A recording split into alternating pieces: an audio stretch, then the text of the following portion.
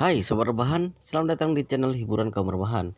Armin akan membacakan kelanjutan dari cerita novel yang berjudul The Story of Yi-Chen, di mana ceritanya sangat menarik, sangat seru, sangat menghibur, sangat layak untuk diikuti dari awal hingga akhir.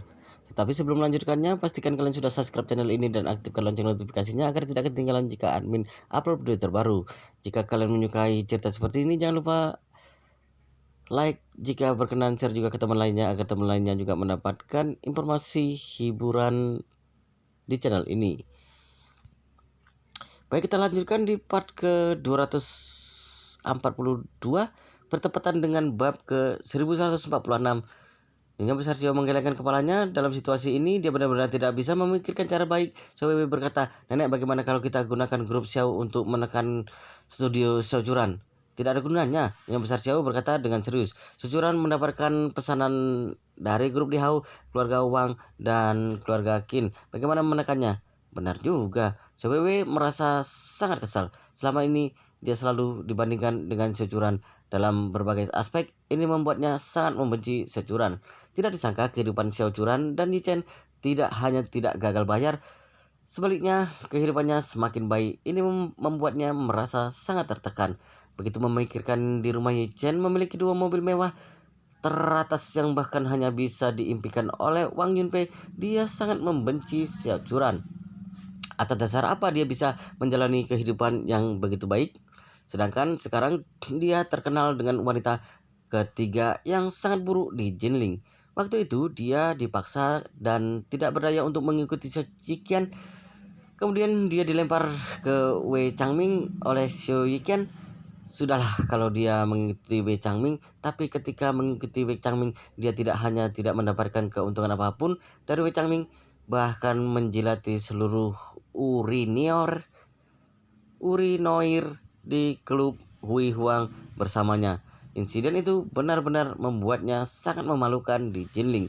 Dirinya yang sekarang adalah bahan tertawaan di Jinling tidak tahu berapa banyak orang yang membicarakannya di belakang. CWW merasa bahwa semua ini karena kakak sepupunya Siocuran. Karena itu dia yang paling ingin melihat kehancuran Siocuran lebih dari siapapun. Jadi dia tiba-tiba memikirkan cara jahat di dalam hatinya dan berkata, "Nenek, aku punya ide bagus. Kalau kita bisa melakukannya, Presiden Wu pasti akan sangat senang. Bahkan mungkin memberi kita hadiah besar." "Oh," Nyonya Besar Xiao buru-buru bertanya, "rencana apa? Coba katakan." Wajah Xiao Wei dingin dan berkata dengan kejam, "Bukankah Yi Chen paling mencintai Xiao Juran? Sepertinya dia dan Xiao Juran belum menikah dengan secara hukum. Dengan kata lain, sekarang Xiao Juran seharusnya masih perawan. Kalau kita mencari seorang untuk meniduri Xiao Juran, kemudian merekam video dan mengunggahnya ke internet, bukankah Yi Chen akan hancur? Pada saat itu, Presidenmu pasti akan sangat senang." Nyonya Besar Xiao mengerutkan kening dan berkata, "Ini memang cara bagus, tapi kamu harus memikirkannya dengan jelas bahwa Yi Chen memiliki koneksi yang bagus di Jinling.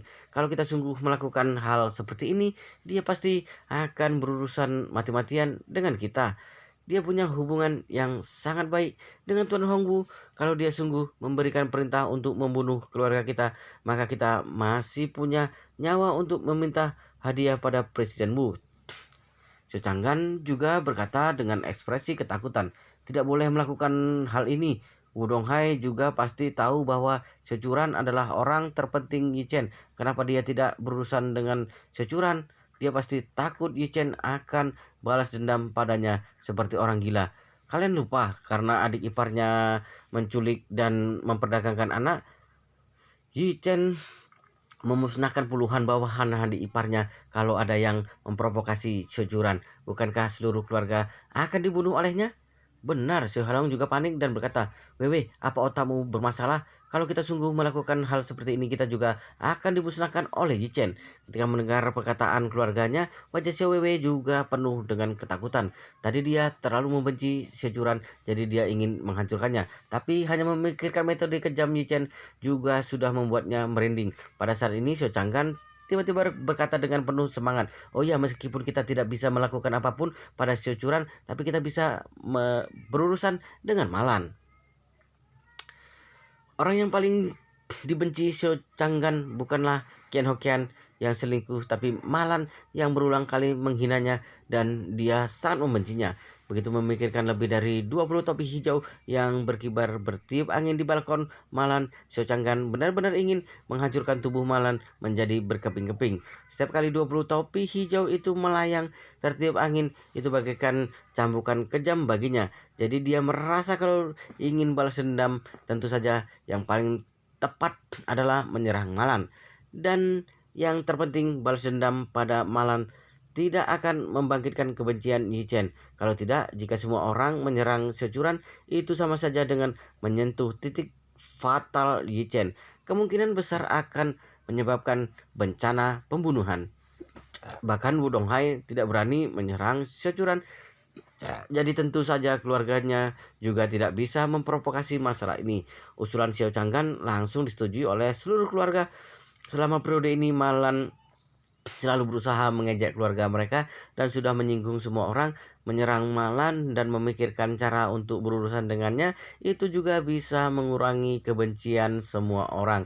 Jadi Xiao Halong buru-buru bertanya, "Ayah, punya cara bagus apa? Cepat katakan pada kami."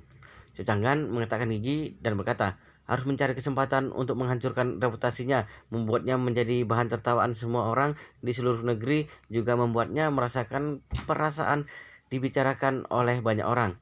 Berbicara tentang ini, Xiao Changgan berkata lagi, dan juga yang terbaik adalah membuatnya tertular penyakit kelamin. Xiao Helong berkata dengan kaget, "Ayah, jangan-jangan kamu ingin melakukannya sendiri?" Xiao Changgan langsung marah saat mendengar ini. Dia langsung menamparnya dan memarahi, "Brengsek, tidak ada hal baik di mulutmu. Aku melakukannya sendiri hanya untuk Malan. Apa dia pantas?"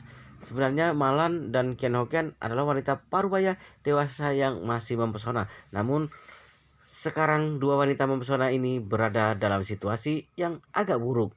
Tidak perlu mengatakan Ken Hokian, dia baru saja keguguran dan memiliki penyakit kelamin yang belum sembuh. Sekarang dia berbaring di rumah sakit karena dipukuli oleh suaminya. Dia cedera dan dirawat bersama dengan penyakit kelaminnya. Sekarang Malan juga cukup sengsara. Kakinya yang patah masih digips dan dua gigi depannya juga patah. Mana ada pesona yang dulu, pria manapun yang melihatnya juga tidak akan tertarik. Selong ditampar dan berkata dengan sedikit keluhan, "Ayah, kamu sendiri bilang ingin dia tertular penyakit kelamin, makanya aku pikir kamu akan melakukannya sendiri." Jangan memarahi, "Apakah tidak bisa mencari orang lain untuk melakukannya?" Selong berkata, "Ya ya." Selong berkata, "Cari siapa? Mana aku tahu, coba carilah. Cari yang muda dan kuat, yang terbaik, punya penyakit." Sohelong berkata dengan canggung, "Benar-benar tidak bisa menemukan yang begini." Sujangan menekan bibirnya dan berkata, "Aku akan mencarinya meskipun tidak bisa menemukan yang punya penyakit. Juga harus menemukan seorang untuk membereskannya." Keesokan harinya, teman sekelas SMA Securan menikah tepat saat fajar. Pasangan suami istri itu masing-masing mengendarai mobil sport berangkat dari Thompson kelas atas menuju Kabupaten Wuhe di pinggiran kota Jinling. Kabupaten Wuhe berjarak sekitar 60 km dari pusat kota, meskipun agak jauh, tapi untungnya ada akses langsung berkecepatan tinggi. Teman sekelas SMA Securan tinggal di pinggiran kota Kabupaten Wuhe. Ketika mereka berdua mengikuti navigasi ke komplek tempat tinggalnya, mereka baru menyadari bahwa itu ternyata adalah kompleks tua dengan usia rumah setidaknya 20 tahun atau 30 tahun.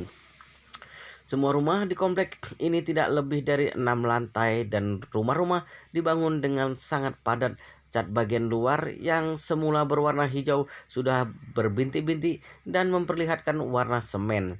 Pintu masuk kompleks sangat sempit dan terdapat polisi tidur yang relatif tinggi. Secara sekilas bisa dilihat bahwa kepadatan jalan di dalamnya sangat padat. Entah itu tempat sampah yang memenuhi jalan, atau sepeda roda 3, sepeda motor atau mobil bobrok lainnya diparkir di pinggir jalan. Jadi di dalam sangat sempit. Ichen mengendarai Bajeti di depan, melirik ke pintu masuk komplek. Lalu dia menelepon istrinya Securan yang berada di belakang mobilnya dan berkata, "Istriku, Kondisi jalan komplek ini terlalu rumit. Aku rasa sasis mobil sport kita sangat rendah, jadi sama sekali tidak bisa masuk. Bagaimana kalau kita parkir mobil di pinggir jalan dan berjalan masuk ke dalam? Securan berkata, "Baik, kamu berhenti dulu, aku akan mengikuti di belakangmu." Ichen memarkir mobil di pinggir jalan dengan sangat baik dan istrinya Securan juga memarkir mobil di belakangnya. Mereka berdua turun dari mobil. Orang-orang yang lewat di pagi hari melihat dua mobil mewah kelas atas tiba-tiba datang ke daerah kecil yang ekonominya tertekan ini. Mereka berhenti untuk mengambil gambar dengan ponsel mereka. Yichen tidak ingin terlalu mencolok, jadi dia menarik Securan masuk ke komplek. Untungnya mereka berdua datang lebih awal, jadi tidak banyak orang yang lewat. Sekarang kalau tidak, takutnya mereka akan dikelilingi oleh orang banyak. Saat ini baru jam 7.40 pagi. Setelah Securan dan Yichen memasuki komplek, mereka hanya bisa menghela napas. Aku pernah pergi ke rumahnya sekali saat aku masih SMA. Waktu itu keluarganya tinggal di sini. Tidak disangka keluarga mereka masih tinggal di sini selama bertahun-tahun. Yichen melihat kebangunan yang bobrok dan tidak mau menghela napas. Sepertinya rumahnya juga tidak besar, bukan? Securan menjawab iya dan berkata rumah mereka adalah rumah dengan 2 kamar tidur, kalau ditambah kan juga tidak lebih dari 60 meter persegi. Ichen bertanya dengan penasaran, bagaimana bisa 4 orang tinggal di rumah dengan 2 kamar? Bukankah kamu bilang dia masih punya adik laki-laki? Benar, Securan berkata. Keluarganya tidak mampu membeli rumah besar, jadi dia dan adiknya tinggal di kamar yang sama sejak kecil. Kemudian dia sekolah di tempat yang lain. Ketika dia lulus kuliah, adiknya juga sudah dewasa. Mereka berdua tidak bisa tinggal di kamar yang sama, jadi teman sekelasku pergi ke Jinling untuk bekerja keras dan menyewa rumah sendiri di Jinling. Saat berbicara, dia menghela napas dan berkata, bukankah dia akan menikah hari ini? Menurut aturan dia harus menikah dari rumah orang tuanya, jadi dia baru datang kemari semalam dan menunggunya menikah pagi ini. Yichen mengangguk dengan ringan dan berkata, kalau seseorang di komplek manapun menikah anak gadisnya, setidaknya mereka akan menghias gerbang komplek dengan pelangi atau apapun itu dan akan menulis seperti anak gadisnya akan menikah atau sejenisnya. Kenapa keluarga teman sekelasmu ini tidak melakukannya? Ketika masuk, sama sekali tidak kelihatan bahwa hari ini akan ada yang menikah. Securan berkata tanpa daya. Keluarganya tidak ingin dia menikah karena pihak lain tidak memberikan mahar. Tapi bukankah dia sudah hamil? Jadi tidak ada cara lain. Aku dengar dirinya bahwa keluarganya sangat marah, sama sekali tidak ingin bertemu dengannya. Dia juga bilang ketika dia menikah hari ini, seluruh keluarganya tidak akan hadir. Kalau ingin pergi, biarkan dia pergi sendiri. Yichen mau tidak mau berkata, ini agak keterlaluan. Bagaimanapun juga putrinya sendiri, dia sudah akan menikah. Tidak mungkin bahkan orang tua dan adiknya tidak hadir, bukan? Sungguh tidak punya perasaan. Securan berkata dengan simpati, teman sekelasku ini sangat kasihan. Orang tuanya sudah lama memberitahunya bahwa tidak peduli siapapun yang dia nikahi, yang penting bisa memberikan 300.000 mahar untuk keluarganya agar bisa membelikan apartemen untuk adiknya. Tapi dia bersikeras ingin menikahi orang ini. Keluarga pria tidak memberinya mahar, jadi orang tua dan adiknya ingin dia menggugurkan anaknya dan mencari pria yang bisa memberikan mahar. Tapi dia mati-matian tidak menyetujuinya, jadi orang tuanya sangat membencinya. Bahkan adiknya juga sangat membencinya. Kalau kita berdua tidak datang untuk membantunya hari ini, aku rasa dia hanya bisa pergi sendiri. Mendengar ini, Yichen bertanya pada Securan dengan penasaran, kenapa dia menikah hari ini? Apakah dia hanya memberitahumu seorang? Benar, Securan berkata, dia ingin aku membantunya. Kalau tidak, dia sungguh tidak bisa menanganinya sendiri. Aku awalnya juga ingin dia mencari beberapa teman sekelas lama untuk membantunya, bahkan jika hanya meramaikan suasana, tapi dia tidak mau. Yichen berkata tanpa daya. Aku rasa dia tidak ingin terlihat malu di depan begitu banyak teman. Bisa dimengerti. Securan mengangguk dan berkata, aku belum pernah melihatnya begitu kasihan pada hari pernikahan yang begitu penting. Keluarganya sendiri dan keluarga pria memberikan masalahnya untuknya. Saat berbicara, Cucuran mau tidak mau menghela napas. Ichen, sebenarnya aku sungguh berpikir cukup baik menikah denganmu. Kalau aku benar-benar diminta oleh keluargaku untuk menikah dengan tuan muda dari keluarga kaya, aku tidak tahu bagaimana aku akan ditindas oleh keluarga pria. Ekspresi Yichen sedikit canggung. Istrinya sendiri masih belum tahu bahwa suami tidak berguna yang dia nikahi ini adalah tuan muda dari keluarga kelas atas dalam negeri.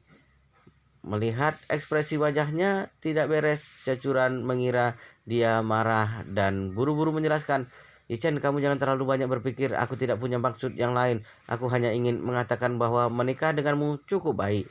Ichen mengangguk sambil tersenyum dan bertanya kepadanya, kalau suatu hari aku menjadi tuan muda keluarga kaya, lalu apa yang akan kamu lakukan?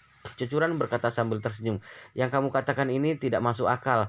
Karena kamu adalah yatim piatu, kamu tidak mungkin menjadi tuan muda dari keluarga kaya. Ichen berkata, aku hanya membuat analogi bagaimana kalau benar. Securan berkata sambil tersenyum, kalau kamu benar-benar tuan muda dari keluarga kaya, maka aku akan bercerai denganmu. Ichen bertanya dengan kaget, apakah kamu serius? Securan terkekeh, aku hanya menggodamu. Ayo cepat pergi, ini gedungnya, ayo kita naik. Jichen menggelengkan kepalanya tanpa daya mengikuti di belakangnya dan berjalan ke tangga gedung tua. Hal yang mengejutkan baginya adalah hari ini adalah hari pernikahan teman sekelas istrinya, tapi begitu sampai di pintu unit, keluarga ini bahkan tidak menempelkan kata-kata bahagia. Sepertinya mereka sama sekali tidak melakukan persiapan apapun untuk putrinya yang akan menikah. Pasangan suami istri ini menaiki tangga bersama. Ketika sampai di lantai 3, mereka mendengar orang yang bertengkar di lantai atas. Tahu kamu benar-benar tidak tahu diuntung. Kamu sungguh siap menikah ke rumah mereka tanpa menginginkan sepeser pun. Kalau kamu menikah seperti ini, bukankah aku akan dibicarakan orang-orang ke depannya? Orang-orang yang berbicara adalah seorang wanita parubaya dan suaranya terdengar sangat tajam, orang yang sama seperti Malan. Pada saat ini terdengar seorang pria parubaya yang berteriak dengan dingin. Keluarga Sun ini juga benar-benar keterlaluan. Kamu sudah mengandung anak mereka, tapi bahkan tidak memberikan mahar sepeser pun. Apakah mereka tidak takut akan menggugurkan anaknya? Seorang pemuda berkata, keluarga Sun tidak akan takut. Mereka malah berharap kakak menggugurkan anaknya karena mereka memandang rendah kakakku. Mereka selalu merasa bahwa kakakku menyukai uang keluarga mereka. Saat berbicara, dia berkata lagi, kakak, mengapa kamu begitu bodoh bersikeras ingin menikah dengan pria marga Sun ini? Keluarga bajingan itu benar-benar sangat jahat. Kamu bisa menanyakan di kompleks kita putri siapa yang menikah dan pihak pria tidak memberikan mahar. Kakak, teman baikku Sunji menikah dengan keluarga biasa di kota kabupaten sebelah dan keluarga pria masih memberikan mahar sebesar 280.000. Sunji sekarang sudah membayar uang muka untuk membeli rumah di daerah. Uang mukanya dibayar dengan mahar kakaknya. Kakaknya masih memberikan 50.000 untuk renovasi. Kalau kamu menikah dengan pria Margasun itu, bagaimana denganku ke depannya? Benar, kamu tidak memikirkan dirimu sendiri, tapi setidaknya memikirkan adikmu, bukan? Adikmu sudah berusia 22 tahun. Ini saat yang tepat mencari pasangan untuk menikah. Seberapa pilih gadis zaman sekarang kalau tidak menyiapkan sebuah rumah untuknya? Gadis mana yang bersedia menjadi pasangannya? Pada saat ini terdengar seorang wanita dengan sedih berkata, aku saling mencintai dengan Sun Hongwei. Aku bersama dengannya bukan karena uangnya. Saling mencintai, wanita parubaya itu mencibir dan berkata dengan tajam, cuy, kalau bajingan marga Sun itu benar-benar mencintaimu, bagaimana mungkin dia memperlakukanmu seperti ini? Tidak memberimu mahar sepeser pun, bahkan tidak datang menjemputmu. Ini pilihan, ini puluhan kilometer, tidak mungkin membiarkanmu pergi sendiri, bukan? Apakah ini hal yang dilakukan oleh manusia?" Pemuda itu berkata dengan menghina, "Bajingan Margasun itu sama sekali memandang rendah kita. Dia meremehkan keluarga kita. Keluarga kita miskin dan tidak pantas dengan keluarga mereka. Jadi tidak menghargai keluarga kita. Mereka tidak datang untuk menjemput pengantin wanita pada hari ini pernikahan. Aku sudah sebesar ini juga belum pernah mendengar hal semacam ini." Setelah selesai berbicara, dia berkata lagi, "Kakak, hari ini kalau kamu menikah begitu saja, aku, ayah, dan ibu akan sangat malu di Kabupaten Wuhe." Wanita itu berkata, "Kalian tidak perlu mengatakan apa-apa lagi. Aku sudah memutuskan aku pasti harus menikah hari ini. Meskipun aku harus pergi sendiri, aku juga akan menikah dengannya." Setelah selesai berbicara, dia berkata lagi, "Hong Wei benar-benar tidak seburuk yang kalian pikirkan. Dia hanya tidak bisa melawan ibunya yang berkuasa atas semua yang ada di keluarganya. Awalnya dia benar-benar bersedia memberikan mahar, tapi ibunya tidak setuju.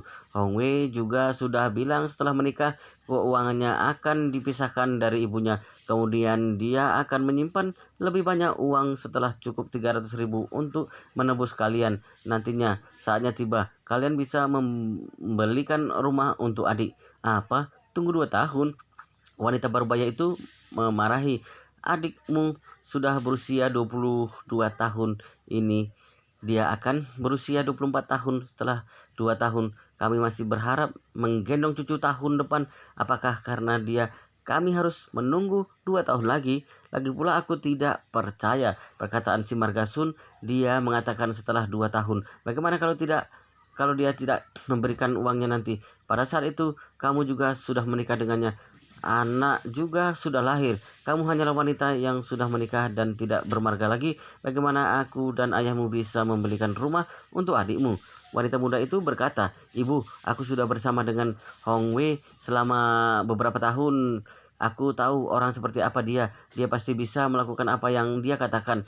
"Terserah apa itu Hong Wei," wanita parubaya itu berkata dengan marah. "Aku katakan padamu, Chang Xiaoman, kami semua pasti tidak akan pernah mengizinkanmu menikah dengan Sun Hong Wei. Kalau kamu masih mengakui kita keluarga, kamu menggugurkan anaknya dan putus dengan si marga Sun itu. Tapi kalau kamu berani meninggalkan rumah ini hari ini, kalau begitu kami bertiga akan putus hubungan denganmu dan mulai hari ini kita tidak ada hubungan apa-apa lagi." Pria parubaya itu berkata dengan dingin, "Kamu juga sudah mendengar perkataan ibumu. Perkataan ibumu adalah perkataanku, dan adikmu hari ini keluar atau tidak dari pintu ini, kamu pikirkan dengan jelas. Kalau keluar, jangan pernah kembali lagi selamanya." Wanita muda itu berkata sambil menangis, "Ayah, ibu, Siopeng, apa kalian ingin memaksaku seperti ini? Bahkan jika kalian tidak memikirkanku, tapi juga harus memikirkan anak di dalam perutku, bukan?" Pemuda itu berkata, "Kakak, bisakah kamu jangan terlalu berlebihan? Kamu baru hamil 2 bulan, anak macam apa yang ada di perutmu? Bukankah itu hanyalah telur yang dibuahi?" Ketika Sejuran mendengar ini, dia menghela napas dan berkata, "Orang yang sedang berbicara adalah keluarga teman sekelasku. Sepertinya mereka tidak ingin dia menikah hari ini." Ichen mengangguk, "Aku tahu adiknya itu sedang menunggu mahar untuk membeli rumah. Baginya kakaknya adalah pohon uang. Bagaimana dia bisa membiarkannya pergi begitu saja?" Wow, luar biasa sekali guys, ceritanya sangat menghibur dan kita akan sangat penasaran jika tidak mengetahui cerita kelanjutannya. Tapi sepertinya kita akan melanjutkan ceritanya di part berikutnya, di video selanjutnya. Pastikan kalian sudah subscribe channel ini dan aktifkan lonceng notifikasinya agar tidak ketinggalan jika admin upload video terbaru. Jika kalian menyukai cerita seperti ini, jangan lupa like. Jika berkenan, share juga ke teman lainnya agar teman lainnya juga mendapatkan informasi hiburan di channel ini. Baik, kita lanjutkan di part berikutnya di video selanjutnya.